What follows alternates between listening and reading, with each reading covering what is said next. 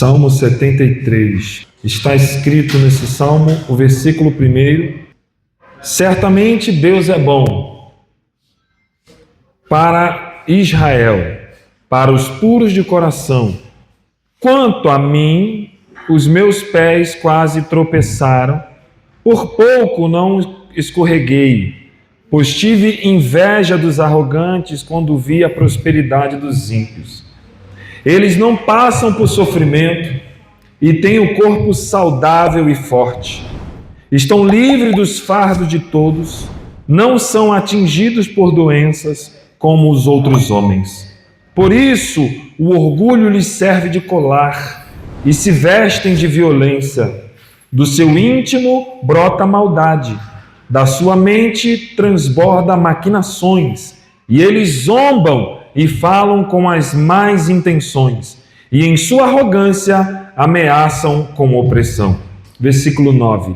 Com a boca rogam a si os céus, e com a língua se apossam da terra. Por isso o seu povo se volta para eles, e bebem suas palavras até saciar-se. Eles dizem: como saberá Deus? Terá o conhecimento o Altíssimo? Assim são os ímpios, sempre despreocupados, aumentam suas riquezas, e certamente foi-me inútil manter puro o coração e lavar as mãos na inocência. Versículo 14. Pois o dia inteiro sou afligido, e todas as manhãs sou castigado. Se eu tivesse dito, falarei com eles, teria traído os teus filhos. Quando tentei entender tudo isso, achei muito difícil para mim, até que entrei no santuário de Deus, e então compreendi o destino dos ímpios. O tema desse estudo, irmãos, é da dúvida à confiança. Estar com Deus é o bem supremo. Amém? A nossa introdução ela vai dizer assim. Eu dividi aqui em 3 tópicos, né, irmãos? Um estudo bem simples e resumido. O risco de tropeçar na comparação. O segundo tópico, a verdade parece quando estamos com Deus. E o terceiro tópico, o bem que nunca acaba. Amém? Escrito por Asaf, né, irmãos? Esse salmo, ele traz uma experiência muito humana, né? A confusão ao ver pessoas que vivem longe de Deus terem sucesso. Enquanto quem busca o Senhor passa por provações. Parece que a justiça não funciona, né? Mas essa dúvida leva Asaf a uma descoberta que muda tudo.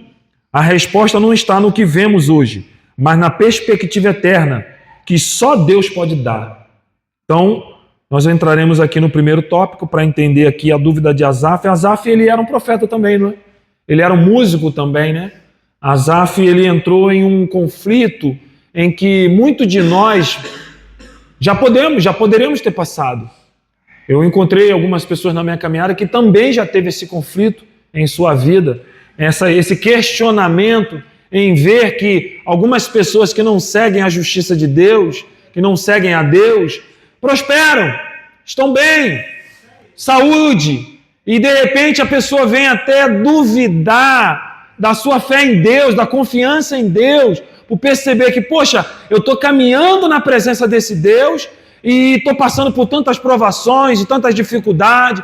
Como pode a pessoa que não serve a Deus está vivendo bem, está alegre, está sorrindo, está se banqueteando, está adquirindo bens, e eu estou passando por tantas provações? É uma dúvida que eu já vi algumas pessoas até se desviarem do caminho. E isso me desceu ao coração hoje ao meditar sobre esse salmo, e eu falei, poxa, Senhor, nós estamos no tema do amor, mas se isso aqui também não é amor, ou não é falta dele, então eu não sei o que é, irmãos. Então nós vamos entrar aqui no primeiro tópico, o risco de tropeçar na comparação.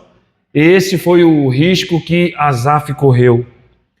Quando os olhos só para o lado e comparamos a nossa caminhada com os outros, corremos o risco de perder o equilíbrio e a fé. Foi o que aconteceu com Asaf.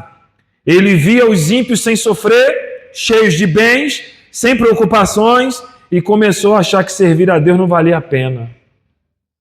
Irmãos, é muito complicado quando um cristão tem essa crise existencial, não é? Quando ele chega a esse ponto de, poxa, será que está valendo a pena a caminhada? Será que servir a Deus vale a pena? Enquanto outras pessoas que não estão servindo a Deus. Irmão, eu já ouvi dezenas de pessoas que se desviaram da fé a falar assim, depois que eu saí da igreja, as coisas melhorou para mim. E de fato, eu não duvido não. De fato, eu acredito que essa sensação de melhora possa ter vindo. Bens materiais, tranquilidade, sem preocupações e até enfermidade, a pessoa vive bem. Mas, irmão, isso é uma armadilha. Porque, concernente às coisas eternas, nós podemos chegar a uma conclusão em que vai valer a pena? Coloca para mim aí, por gentileza, Jó capítulo 21, versículo 7. Jó 21, versículo 7. Olha o que está escrito, o risco de tropeçar na comparação, porque se comparar é um tropeço. Olha o que está escrito, porque vivem os ímpios, chegam à velhice e aumentam as riquezas. É uma pergunta. Ali naquela versão está dizendo assim, aumenta o seu poder. Na minha tradução é riquezas. É uma pergunta. Por que vivem os ímpios? E chegam à velhice e aumentam as riquezas. Jó, ele está numa dúvida. Poxa, como é que pode essas pessoas que não adoram a Deus? E Jó é uma pessoa que pode falar de sofrimento, né? Jó, ele pode falar de provação, não pode? Porque o próprio Deus provou Jó. O próprio Deus permitiu a provação vir a Jó, mas eu acho interessante que quando Deus permite a provação vir na casa de Jó e na vida de Jó, Deus antes disso deu testemunho de Jó e sabia que Jó seria aprovado. Saberia que Jó, em todo aquele momento de sofrimento, não tropeçaria, porque Jó vai dizer, porventura poderia eu receber só os bens de Deus e não o mal? Olha o entendimento de Jó. Jó sabia que receber bem de Deus é bom, mas ele sabia também que se viesse a aprovação, amém, glória a Deus, porque Deus ele está comigo em todos os momentos, seja na bonança ou seja na tristeza, seja no problema, na dificuldade. Então é importante a gente ter essa consciência. Coloca aí Jeremias, capítulo 12, versículo 1, para a gente entender o risco de tropeçar na comparação. Olha o risco que Asaf estava correndo. Porque é próspero o caminho dos ímpios. Olha outra pergunta. Por que é próspero o caminho dos ímpios? Mais uma pergunta que nos traz a uma reflexão. Por que é próspero o caminho dos ímpios? Já que deveria ser o contrário. Nós que somos cristãos, que servimos a um Deus de poder, um Deus de abundância, um Deus que é dono do ouro e da prata, e o caminho dos ímpios é próspero. Por quê? Olha a dúvida do profeta. Por que é próspero o caminho dos ímpios? Existe uma resposta para isso. Como está escrito também em Provérbios 23, versículo 17. Olha aí. Provérbios 23, versículo 17. Não tenha inveja dos homens maus, nem deseje estar com eles. Na versão que está ali, não inveje no seu coração os pecadores. Melhor será que tema sempre ao Senhor. Irmãos, é importante entender que o temor do Senhor, ele é o princípio da sabedoria. O temor do Senhor, ele é o princípio da sabedoria. Então, quando você vem a essas perguntas e quando você vê o conteúdo que está escrito nesses versículos nos quais nós lemos, você vai observar que essas pessoas que estão nesse caminho em prosperidade, não há sabedoria nelas. Não há entendimento. Não há, irmãos, porque a fé dessas pessoas está naquilo que elas têm, está naquilo que elas constroem, conquistam. A fé dessas pessoas está no bem-estar, está nos bens materiais, está simplesmente no gozar de boa saúde. Mas não há sabedoria. Você vai ver que tem uma passagem que diz aquela passagem do homem que encheu os seus celeiros. O que aconteceu naquele homem? Não havia sabedoria nele. Ele simplesmente encheu os seus celeiros e agora ele vai dizer para a sua alma: agora posso eu descansar e gozar de tudo que eu tenho. O que veio a voz do céu dizendo para ele? Louco! E o que tu tem para pagar por resgate da tua alma? Será que qualquer bem material nessa vida, ou caminho de prosperidade, vai pagar um caminho de vida eterna? Vai proporcionar uma vida eterna com o Rei? Aonde o ladrão não pode roubar, aonde a ferrugem não vai corroer, aonde não vai, irmão, ter corrupção. Então é interessante a gente meditar que Asaf aqui, ele corre um risco, porque quando ele olha para o caminho dos ímpios, ele vai dizer, Asaf, ele tinha conhecimento, ele tinha entendimento que Deus é bom.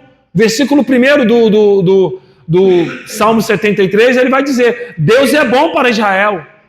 Mas olha o que está escrito lá, coloca para mim. Certamente Deus é bom para Israel, para os puros de coração. Vai para o seguinte, quanto a mim, esse quanto a mim aqui é o problema. Esse quanto a mim aqui, ele vai fazer uma introspecção e ele vai olhar para dentro dele e vai dizer, os meus pés quase tropeçaram, por pouco não escorreguei. Isso significa que ele chegou ao ponto de quase escorregar, mas ele não caiu. Ele não caiu. Então, irmãos, é um fato dizer aqui, é uma verdade dizer aqui, que não adianta só eu entender que Deus é bom. Não é só o fato de eu entender que Deus é bom. Eu tenho que entender que todos os caminhos que Ele tem para mim é bom também. Aleluia. Porque tem muita gente com conhecimento que Deus é bom, mas os pés estão vacilantes. Os pés estão em lugares escorregadios. Olha o problema, olha o risco que essa pessoa corre. E principalmente quando ele começa a olhar e comparar. É onde o diabo ele consegue trabalhar na vida da pessoa.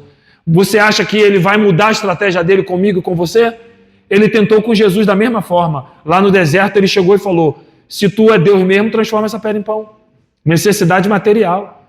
Em tudo que ele tentou, Jesus foi na necessidade material. Até chegar na necessidade de poder, de vanglória. Entende? Essa área, Satanás vai atuar muito bem, irmãos. E tem gente que se orgulha muito bem disso. Não estou dizendo aqui, e nem estou fazendo apologia à pobreza, tá, irmão? Eu acho que todos que trabalham, que confiam no Senhor, têm que gozar do bom e do melhor dessa terra, tem que trabalhar, tem que prosperar, tem que ter sabedoria, tem que ter projeto, propósito para alcançar, tem que ter trâmite, tem que ter sonhos, tem que ter objetivos aonde chegar e tem que usufruir disso, mas entender que isso não é o ápice da bênção de Deus na nossa vida. Esse não é o ápice da espiritualidade para com Deus. Não é só os bens materiais. Quer ser próspero? Trabalhe bastante, porque Deus vai te abençoar. Segundo ponto, irmãos, para a gente meditar. A verdade aparece quando estamos com Deus. Agora Asaf está com os pés dele vacilantes, porque está olhando para o ímpio, está olhando para o injusto, está olhando para a prosperidade do ímpio.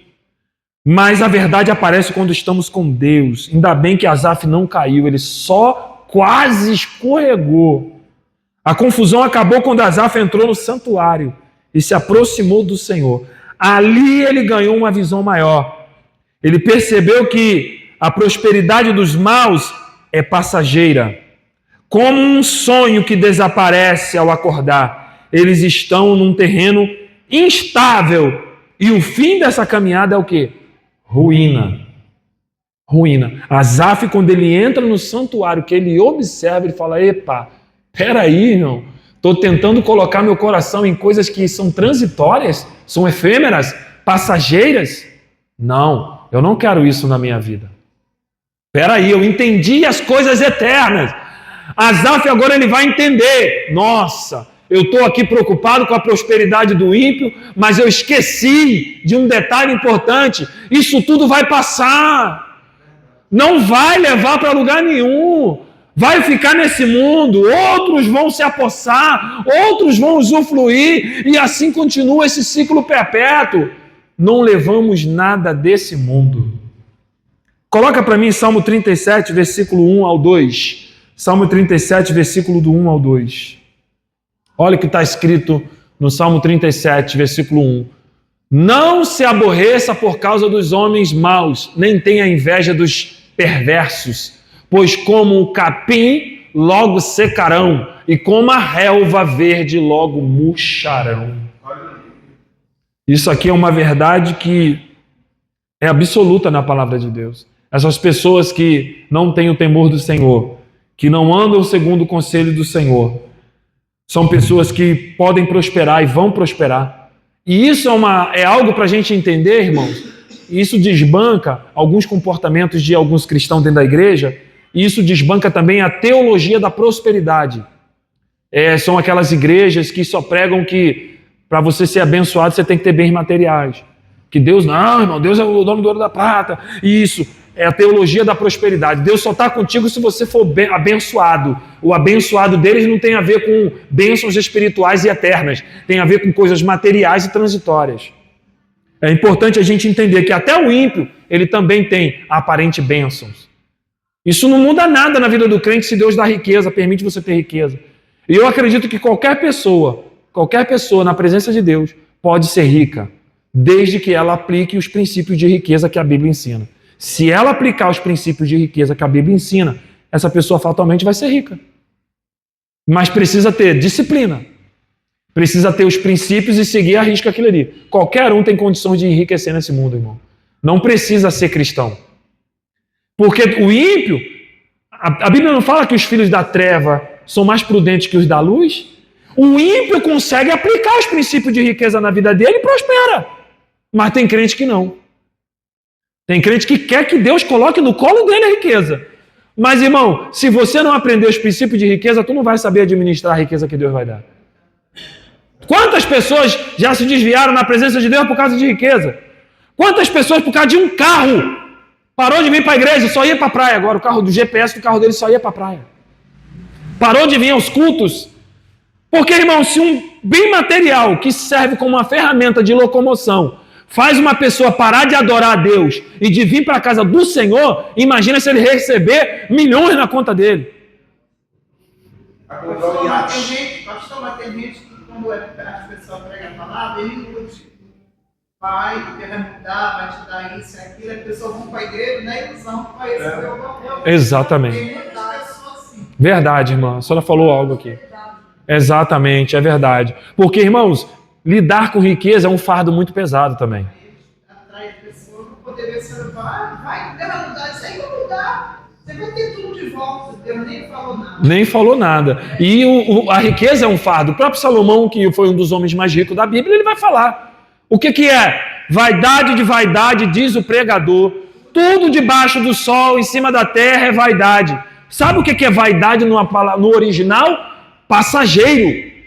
Então, o pregador está dizendo, tudo é passageiro, nada dura para sempre. Vaidade de vaidade, diz o pregador.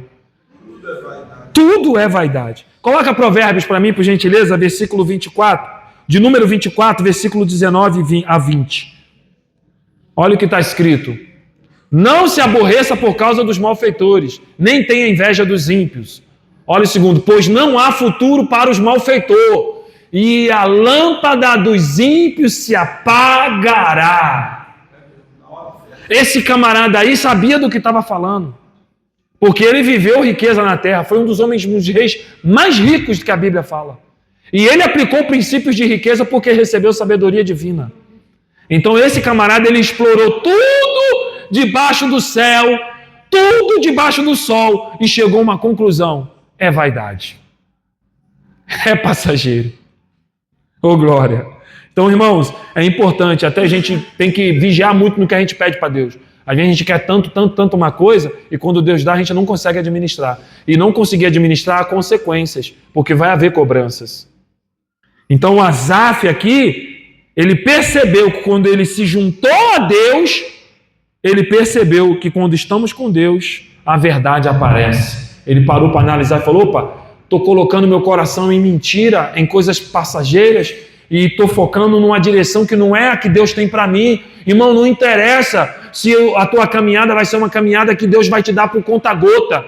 Não interessa, irmão, porque a verdadeira prosperidade é nunca faltar. Eu aprendi isso, irmão.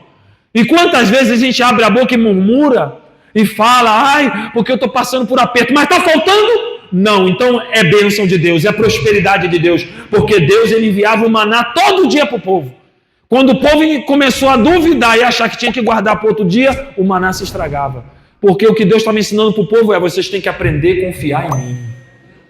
Tem que aprender a confiar em mim, porque a prosperidade está em Deus, e Deus prospera. Agora, essa prosperidade, ela acompanha também dificuldades. Não é um mar de rosas. Porque até para lidar com essa prosperidade que Deus dá, a gente tem que ter maturidade para saber lidar. Irmãos, se a gente não tem maturidade, às vezes, de lidar com os 90% que a gente fica, estou falando daquele que é fiel, que doa os seus 10%. Se a gente não consegue ter maturidade para lidar com 90%, imagina se Deus te der 1000%. Não é complicado, né, irmão? Eu não estaria aqui, irmão. Agora, sei lá, talvez eu estaria em um iate aí agora, curtindo a vida. Estaria numa mansão lá na beira da praia, olhando lá de cima, fazendo GC lá na minha cobertura. Né? Mas Deus sabe de todas as coisas. Coloca para mim aí, para me finalizar.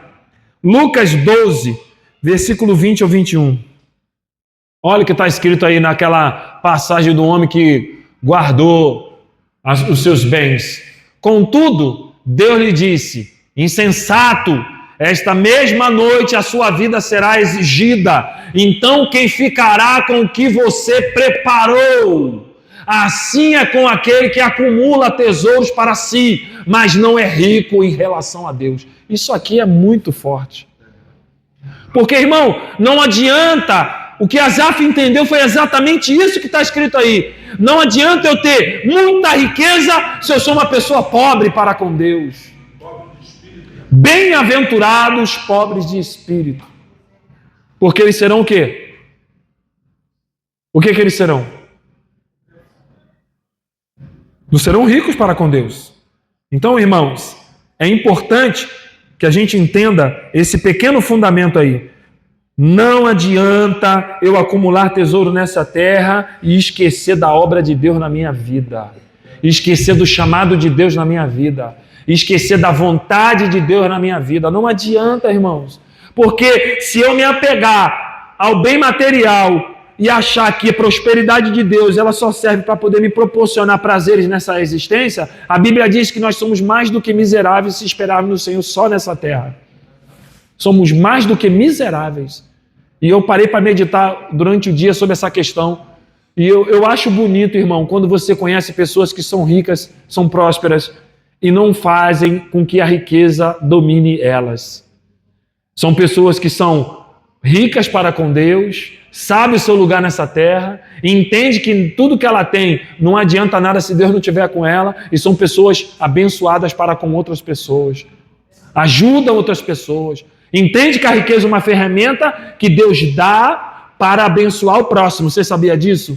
Que os ímpios serão cobrados pela sua muita riqueza porque não abençoaram ninguém. Já viu um rico de verdade? É intocável. Ninguém chega perto, não fala com ninguém, anda olhando por cima do ombro.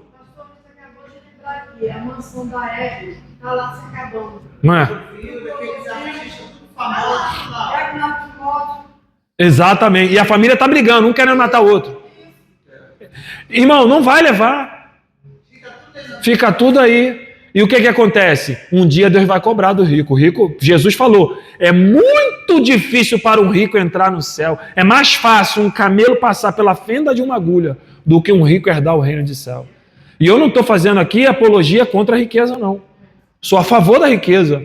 Olha, se Deus me der riqueza, eu vou glorificar o nome dele. Mas vou pedir misericórdia também. Porque talvez eu não saiba lidar com isso. Então, se um dia ele me der, irmão, que ele me dê sabedoria para mim também saber lidar. Porque, irmãos, tem pessoas que se corrompem. Tem pessoas que têm, não dá. Não divide. Mas tem, mas quer. Tem pessoas que têm e pode ajudar, mas não dá. Geralmente quem ajuda é quem ganha. Pouco. E eu conheço pessoas que têm mesmo e ajudam. E toda vez que essa pessoa ajuda as pessoas, Deus dá mais para ela.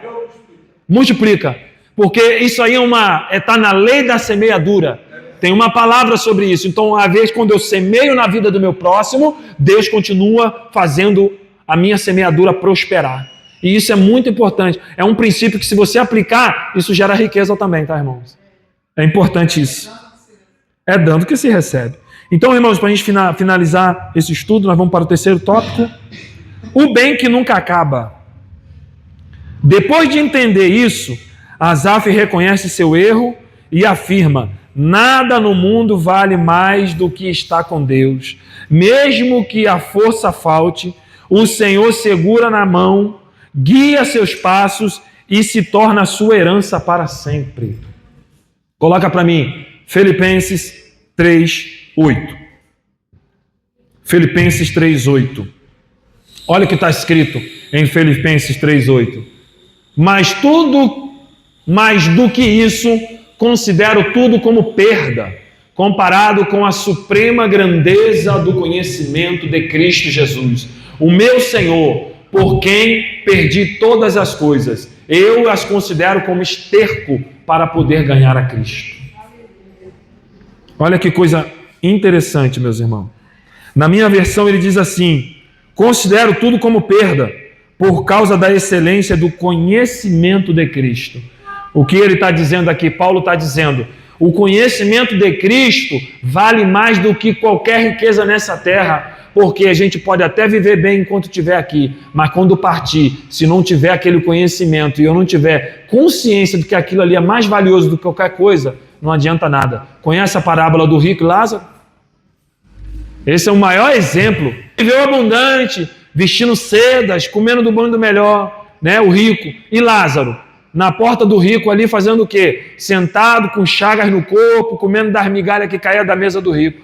Mas quando os dois desceram à sepultura, um foi para o seio de Abraão ser consolado e o outro foi para o inferno ser atormentado. E quem está falando essa parábola é Jesus. Ele está trazendo um vislumbre da vida eterna. E ele está dizendo: olha a frustração do rico. Senhor, está muito quente aqui. Pede para Lázaro molhar o dedo aí e vir aqui botar na minha língua. Aí o Abraão vai falar o que para ele? Ó, meu filho, quem está aí não pode passar para cá. Que frustração, né, irmão? Você está do lado do sofrimento eterno, ter visão do lado da bênção eterna e não poder atravessar. Eu acho que a maior tortura do inferno é essa. Saber que teve a oportunidade de viver com Deus, ser rico para com Deus, abundante para com Deus, ter se apegado ao conhecimento de Cristo, valorizar por mais do que dinheiro e não fazer. Olha a frustração eterna. Essa vai ser uma dor terrível, né, irmão? Saber que, poxa, eu poderia ter feito diferente e agora eu estou aqui sendo atormentado. E agora? Aí ele vai falar: então, permite então que alguém vá lá avisar os meus parentes. Ele falou: eles que escute a Moisés. Sabe o que ele está dizendo? Eles que escute a pregação da palavra, eles que valorizam o conhecimento de Cristo, porque se valorizar o conhecimento e a palavra, eles não vão cair nessa armadilha de viver arregaladamente nessa terra e não ser bom para com o próximo. E é importante a gente entender isso também. Coloca para mim Tiago capítulo 4, versículo 8. Aproximem-se de Deus, e Ele se aproximará de vocês. Pecadores, limpem as mãos, e vocês que têm a mente dividida, purifiquem o coração. Na minha versão diz: aproximai-vos de Deus, e Ele se aproximará de vós. Então aqui, o bem que nunca acaba é entender, irmão, que o nosso erro, muitas das vezes, é achar que tudo que tem nesse mundo vale mais do que estar com Deus. Esse é o nosso erro. Infelizmente, muita gente cai nesse laço aí e tem esse entendimento. Coloca para mim o Salmo 84, versículo 10. Olha o que está escrito no Salmo 84, versículo 10. Melhor é um dia nos teus atos do que 1000 fora deles. Olha lá. Prefiro ficar à porta da tua casa, a casa do meu Deus, e habitar nas tendas do que habitar na tenda dos ímpios. Então essa pessoa aqui, o salmista aqui, ele está trazendo um contraste de valorização. É muito melhor estar na presença de Deus. É muito melhor confabular com Deus do que eu estar preso aos bens materiais nessa terra. Se você aprender a viver como mordomo nessa terra, tu vai viver bem. Porque o mordomo é aquela pessoa que cuida dos bens que não é dele. E cuida com excelência. Mas entende que tudo aquilo que ele está cuidando não pertence a ele, pertence a outra pessoa. É assim com Deus. Tudo que temos nessa vida, a gente pensa que é nosso. Até a nossa roupa não pertence a gente.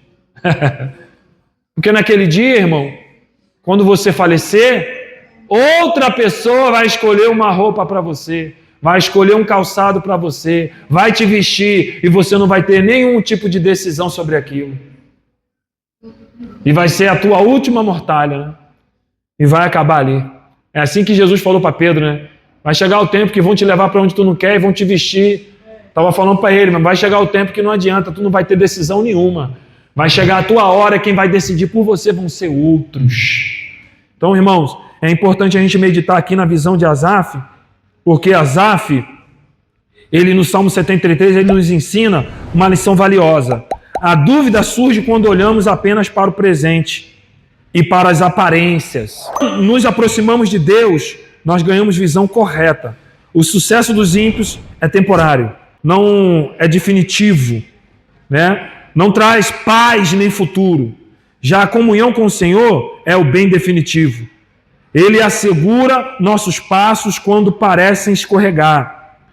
Nos guia pelo caminho certo e se torna a nossa maior riqueza, hoje e para toda a eternidade. Então ele segura os nossos passos nos caminhos escorregadios. E quais são os caminhos escorregadios? A dúvida quando vem. Pô, será que Deus está comigo mesmo? Será que o que eu estou fazendo para Deus vale a pena? Será que servir a esse Deus, estar numa igreja, fugir da aparência do mal, fugir do pecado, vai valer a pena? Será que vale a pena? Será que, poxa, não é melhor eu ficar livre desse fardo e ficar solta e viver minha vida e não ter que ficar precisando de cumprir regra nenhuma? Muitas pessoas entraram por esse pensamento depois de ter sido iluminados e hoje, aparentemente, gozam de uma boa vida, mas lá no futuro, o negócio vai ficar estreito. Porque a porta é estreita, irmão. O céu também. Então, meus irmãos, eu quero que você fique com essa palavra, com esse ensinamento. Entenda, irmãos, que vale a pena a gente meditar e não fazer como Asaf, mas entrar no santuário de Deus. Sabe o que é entrar no santuário de Deus? É entrar em comunhão com Deus e meditar na sua palavra e enxergar que existem coisas eternas que nesse mundo nada vai pagar. Porque hoje, irmão, nós estamos vivendo uma geração que as pessoas trocam a comunhão com Cristo muito fácil. As pessoas não estão querendo mais viver em comunhão com Jesus. Ela troca Jesus por um passeio, troca Jesus por riqueza, troca Jesus por qualquer outro tipo de prazer, troca Jesus por qualquer coisa, irmão. E que nós não venhamos cair nesse laço. Nós venhamos viver nessa terra tendo tudo, mas como se não tivesse nada. Amém, meus irmãos? Deus abençoe.